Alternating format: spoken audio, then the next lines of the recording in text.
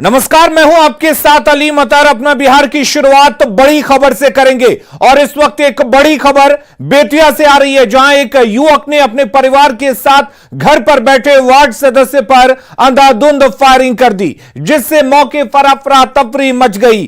Firing कर भागने के दौरान आरोपी ने कई राउंड फायरिंग की है, जिसमें 3 अन्य लोगों को गोली लगी है। इस गोलीबारी में कुल 4 लोगों को गोली लगी है, जिन्हें इलाज के लिए जीएमसीएच में भर्ती करवाया गया है। घटना योगापट्टी थाना क्षेत्र के गोलाघाट डुमरी पंचायत के अहिरौली गांव की है। हालांकि ग्रामीणों ने हमलावर युवक को घेर कर पकड़ लिया और पुलिस के हवाले कर दिया। घायलों में वार्ड सदस्य राजा बाबू पटेल, उसका भाई विजय पटेल, सुधन मांझी और रुस्तम अंसारी शामिल हैं। घायल राजा बाबू पटेल ने बताया कि हमलावर बाइक से आया था और आते ही उसने फायरिंग शुरू कर दिया। उसने बताया कि हमलावर ने अपना चेहरा ढका हुआ था और उसके हाथ में पिस्टल थी और कंधे पर एक बैग लगा रखा था।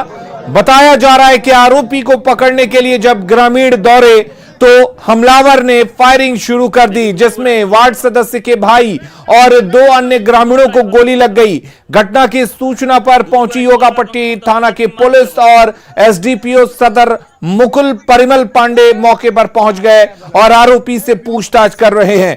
एसडीपीओ सदर ने बताया कि आरोपी हमलावर की भी पिटाई की गई है, जिसे इलाज के लिए अस्पताल ले जाया जा रहा है।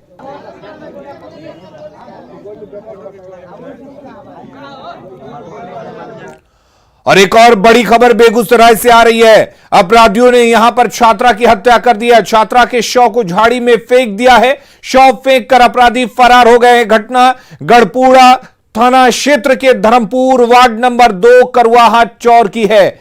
बताया जा रहा है कि छात्रा परियोजना बालिका +2 विद्यालय गढ़पुरा के 9वीं कक्षा में पढ़ती थी। परिजनों का आरोप है कि किसी ने उसकी हत्या कर शव को झाड़ी में फेंक दिया। घटना की जानकारी पाकर बखरी डीएसपी चंदन कुमार, गढ़पुरा थानाध्यक्ष मनीष कुमार आनंद समेत कई पुलिस पदाधिकारी घटनास्थल पर पहुंचे और मामले की जांच शुरू कर दी।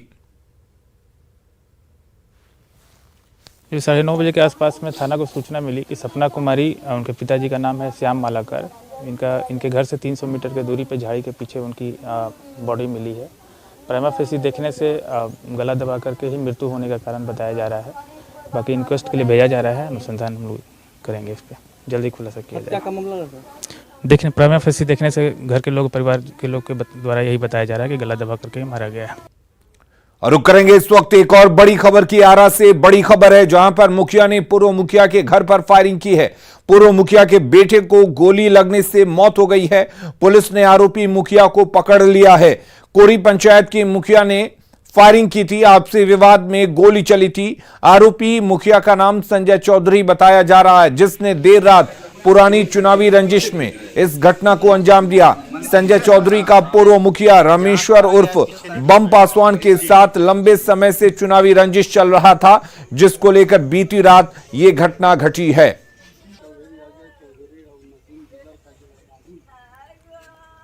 अगली खबर का रुख करते हैं। भागलपुर में 3 बच्चों की मां ने अपने प्रेमी के साथ मिलकर पति की हत्या कर दी। घटना पीरपैंती के एकचारी थाना स्थित चटाइया गांव की है, जहां 30 वर्षीय महिला ने अपने प्रेमी सोनेलाल मंडल के साथ मिलकर अपने पति की हत्या कर दी। हत्या का मुख्य कारण अवैध संबंध है। पुलिस ने मृतक के शव को कब्जे में लेकर पोस्टमार्टम के लिए सरकारी अस्पताल भेज दिया है और आरोपी महिला पुतुल देवी को गिरफ्तार कर लिया है और अन्य अभियुक्तों की गिरफ्तारी के लिए छापेमारी कर रही है।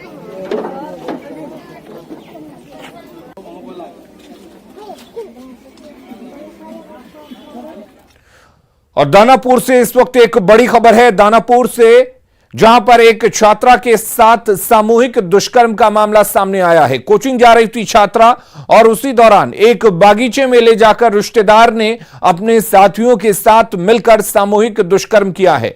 फिलहाल पुलिस ने एक आरोपी को गिरफ्तार कर लिया है, वहीं दूसरे की गिरफ्तारी के लिए छापेमारी की जा रही है। लड़की ने बताया है कि 7 तारीख को जब वो अपने गांव से नौबतपुर कोचिंग के लिए जा रही थी, उस समय उसके रिश्ते के चचेरे भाई और रिश्ते में दादा, हालांकि दोनों की उम्र 20 से 25 साल की है, उन लोगों ने उसके साथ एक रोड से साइकिल रोक करके और थोड़े से ऐसी जगह ले जाकर के जो एकांत था, सुनसान था, जहाँ पेड़ पौधे थे, वहाँ पर उसके साथ बलात्कार किया है।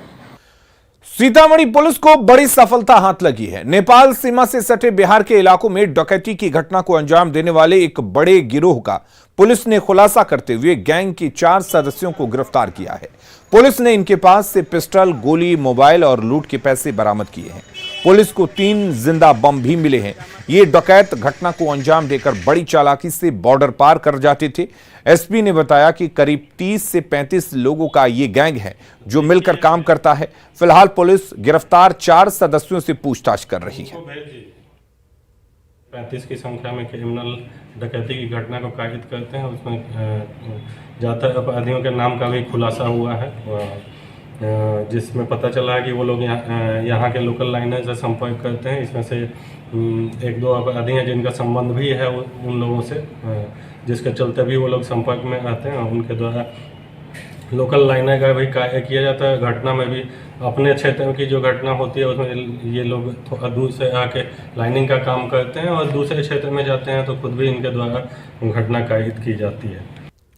गोपालगंज में गैस सिलेंडर विस्फोट से मृत लोगों के परिजनों ने मुआवजे की मांग को लेकर जादवपुर बाजार को बंद करा दिया और सड़क जाम कर प्रदर्शन किया। वहीं दूसरी तरफ जिला प्रशासन ने इस मामले की जांच का आदेश दिया है। आपको बता दें कि जादवपुर थाना क्षेत्र के बलुआ टोला गांव में बीते 2 अक्टूबर को सिलेंडर से गैस रिसाव से आग लग गई, जिसमें एक ही परिवार के 4 लोग झुलस गए, जिनकी एक-एक कर इलाज के दौरान मौत हो गई।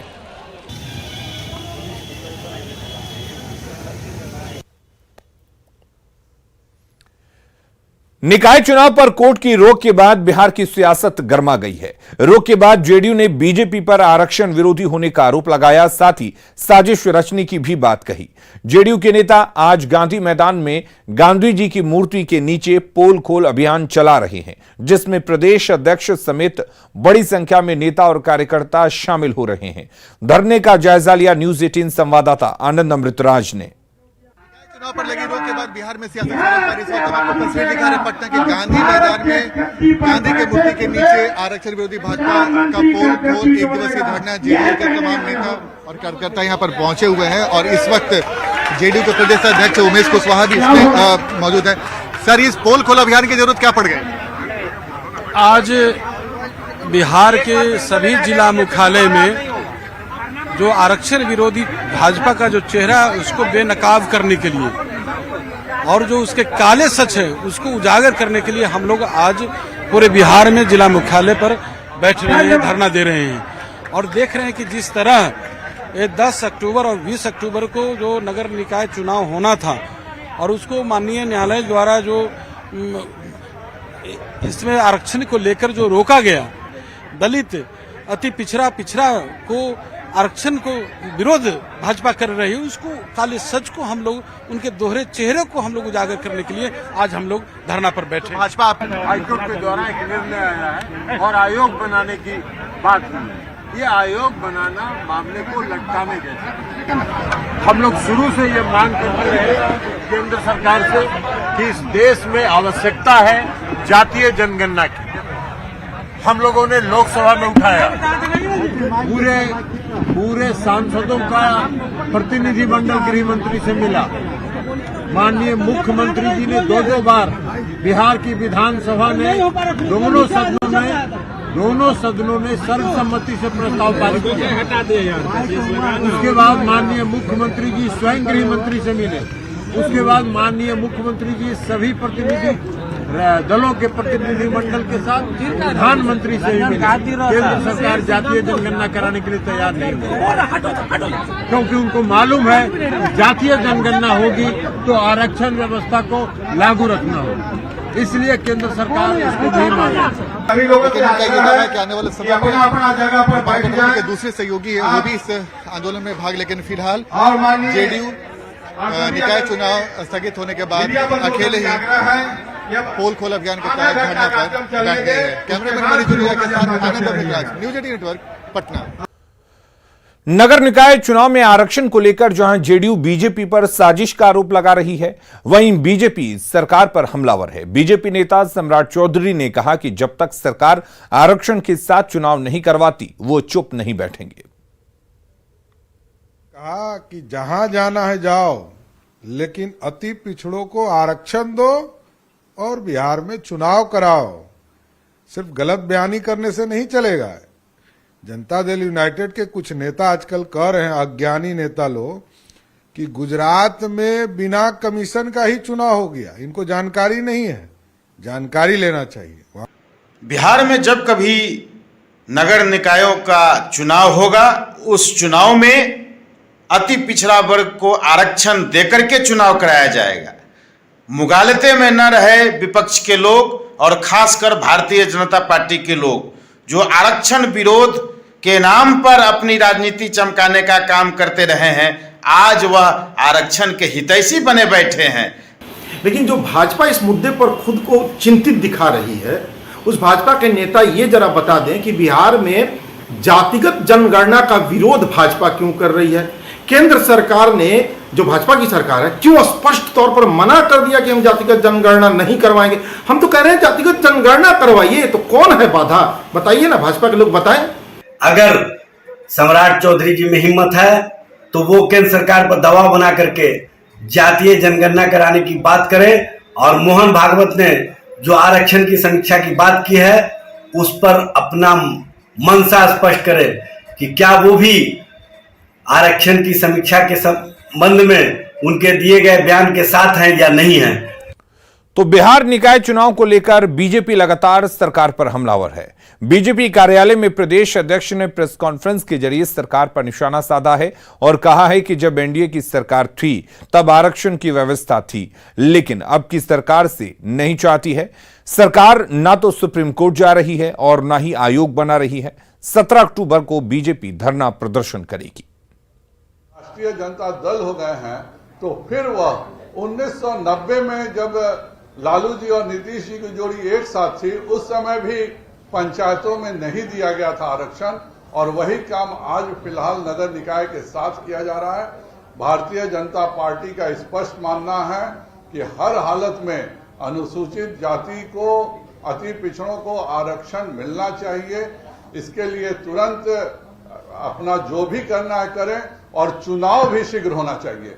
यह एक जानबूझकर बिहार में साजिश रची जा रही है कि नगर निकाय के सभी विकास की राशि मंत्री के पास रहे, और यह पूरा लूट बिहार में नगर निकाय में, नगर पंचायत में हो सके, इसीलिए जानबूझ करके तदर्थ समिति भी नहीं बनाया गया। और केंद्रीय मंत्री अश्विनी चौबे ने पटना पहुंचते ही नीतीश कुमार पर जोरदार हमला बोला है। से बड़ा दोषी कौन हो सकता है, ये आप तय करो। ये बिहार में 2 सीटों पर बाई इलेक्शन का चुनाव होने वाला है। दोनों सीट पर भारतीय जनता पार्टी का विजय होगा। तो दोनों सीट पर आप लोग कंपेनिंग करेंगे? निश्चित रूप से दोनों सीट पर विजय हासिल करेंगे। आखिर नीतीश कुमार अपना अटैक क्यों कर रहे हैं? अमित शाह के बारे में बोल रहे हैं, पीएम के बारे में बोल रहे हैं। जब नाश मनुष्य पर छाता है, पहले विवेक मर जाता है। ये बात मैं शुरू से कह रहा हूँ। ये विवेकहीन हो गए हैं, इसलिए उनको कोई चीज दिखाई नहीं पड़ता है।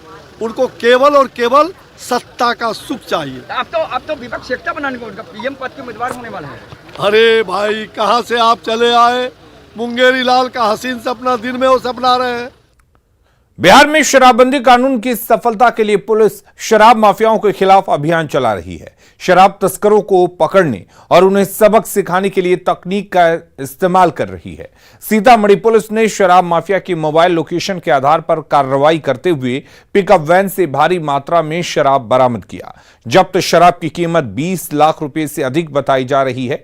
यह कार्रवाई रूनी सैदपुर इलाके में की गई है। पुलिस ने मौके पर वैन के 7 तस्करों को भी गिरफ्तार किया है और उनसे पूछताछ कर रही है। इस द्वारा लगातार शराब को लेकर एक कार्रवाई की जाती है। उसमें एक महत्वपूर्ण उपलब्धि रूनी सैदपुर थाना क्षेत्र में हासिल हुई है, जिसमें कि टेक्निकल सर्विलेंस के आधार पर एक ट्रक को हम लोग चेज कर रहे थे, जिसमें कि सफलता पाई गई और ट्रक को पकड़ा भी गया। ऐसे मौके पे पकड़ा गया जिस समय कि कुछ लोग शराब को से उतार करके छोटी गाड़ियों में डाल करके अपने गंतव्य स्थान तक ले जाने की प्रयास में थे। और अब बात करते हैं बिहार में कहर बरपा रहे डेंगू की।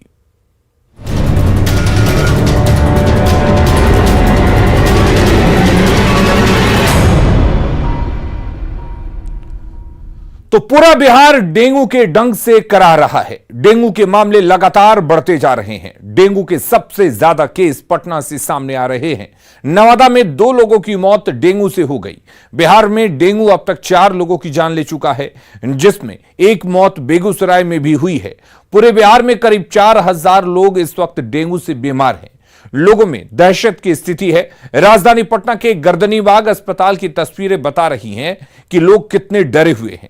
जिन स्वास्थ्य कर्मियों पर इलाज की जिम्मेदारी है वो मच्छरदानी में है। ड्यूटी जारी है, लेकिन मच्छरदानी लगाकर। नर्सों की माने तो अस्पताल के आसपास कचरा डंपिंग यार्ड है, जिसकी वजह से मच्छर बहुत ज्यादा है। मजबूरी में डेंगू से बचने के लिए मच्छरदानी लगाकर ड्यूटी करनी पड़ रही है। अब सोचिए जरा, जिस राज्य में मच्छरदानी के अंदर से डेंगू के मरीजों का इलाज होगा, वहां हालात कैसे होंगे। तो वाकई बिहार में डेंगू डरा रहा है। खासकर अगर बात हम राजधानी पटना की करें तो जगह जगह जल जमाव और कचरे का जो अंबार लगा है वो डेंगू के मच्छरों को पैदा कर रहा है। और शायद यही वजह है कि रोजाना सैकड़ों डेंगू के मरीज अस्पतालों में भर्ती हो रहे हैं।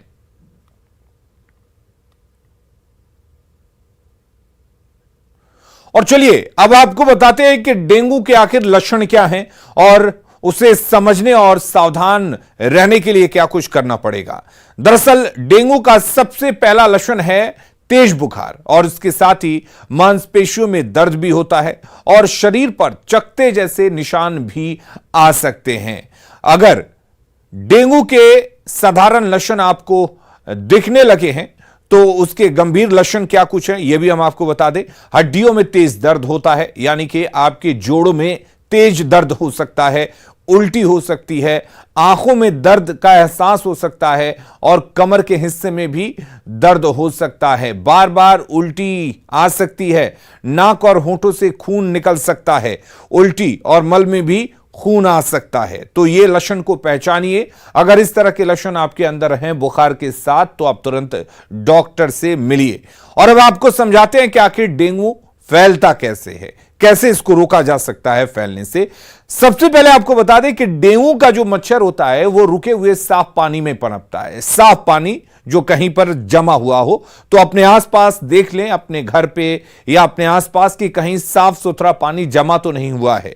डेंगू का मच्छर आमतौर पर दिन में ही काटता है, तो दिन में आपको मच्छरों से सावधान रहने की जरूरत है। वैसे रात को भी सावधान रहने की जरूरत है, लेकिन अगर डेंगू के मच्छरों की बात करें तो वो दिन में काटते हैं। मच्छर काटने के बाद खून में फैलता है वायरस और उसके बाद इंक्यूबेशन पीरियड 2 से 7 दिनों का होता है। एक व्यक्ति से दूसरे में सीधे डेंगू नहीं फैलता, तो आपको डरने की जरूरत नहीं है, क्योंकि ये कोई छुआछूत या इस तरह के संक्रमण की बीमारी नहीं है। संक्रमित को काटने के बाद मच्छर भी संक्रमित हो जाते हैं, यानी कि अगर किसी संक्रमित को कोई मच्छर काट लेता है और वो मच्छर किसी और दूसरे को काटता है तो डेंगू फैल सकता है, यानी कि डेंगू मच्छरों से फैलता है। अब आइए आपको समझाते हैं कि डेंगू का इलाज क्या है। सबसे पहला इलाज और सबसे पहली सावधानी जो आपको बरतने की जरूरत है, वो जो लक्षण हम आपको बता रहे थे, अगर उसमें से कोई भी लक्षण आपके अंदर दिखता है तो सबसे पहले आप डॉक्टर से मिलें। खुद से इलाज ना करें। ज्यादा से ज्यादा मात्रा में तरल पदार्थ लें, यानी कि आप पानी पी सकते हैं या जो नारियल पानी पी सकते हैं। दूसरी जो भी लिक्विड है उसको बढ़ाएं, उसका इंटेक ज्यादा करें। उल्टी से शरीर में पानी की कमी हो सकती है, क्योंकि इसमें उल्टी होती है तो पानी की कमी हो सकती है। सादे पानी के साथ ही जूस, नारियल पानी का भी आप सेवन करें, ये आपके प्लेटलेट्स को मेंटेन रखेगा। बुखार उतारने के लिए पैरासीटामोल खाएं। डेंगू के लक्षण दिखने पर खुद दवा ना लें, खुद से खुद का इलाज बिल्कुल ना करें। तुरंत डॉक्टर के पास जाएं और डॉक्टर से परामर्श लेने के बाद ही डेंगू का इलाज करें। तो मुंगेर की अगर बात करें तो मुंगेर में भी डेंगू का कहर लगातार जारी है। सरकारी आंकड़ों के अनुसार अभी जिले में 35 कंफर्म डेंगू के पेशेंट हैं। जबकि 100 से ज्यादा संदिग्ध मरीज हैं। ऐसे में लोगों में दहशत की स्थिति है। बड़ी संख्या में लोग डेंगू की जांच के लिए सदर अस्पताल का रुख कर रहे हैं। सिविल सर्जन पीएम सहाय ने कहा कि अस्पताल में डेंगू किट की अभी कोई कमी नहीं है और जांच घर में ही 100 से ऊपर किट मौजूद है।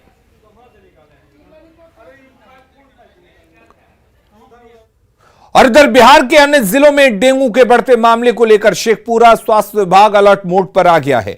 जिले के सीमावर्ती गांव में डेंगू से बचाव के लिए फॉगिंग कराई जा रही है। दूसरी तरफ डीएम ने डेंगू से बचाव के लिए स्वास्थ्य विभाग को सजग रहने का निर्देश दिया है, जिससे समय रहते हालात को काबू में किया जा सके। हालांकि जिले में डेंगू का कोई मरीज नहीं मिला है। बचाव के लिए जहां जहां डेंगू का मरीज एक भी मिलेगा उसके चारों तरफ 500 मीटर में वो सर्किल बना करके उसको जो है फॉगिंग किया जाएगा। मैसेज हमारे पास तो स्वास्थ्य विभाग को एक तो फॉगिंग मशीन है और बाकी बरबीघा नगर परिषद को और शेखपुरा नगर परिषद को 2-2 है। से छिड़काव की व्यवस्था हो रही है। और अपना बिहार के इस बुलेटिन में फिलहाल के लिए इतना ही, लेकिन आगे देखेंगे झारखंड की खबरें जौहर झारखंड में।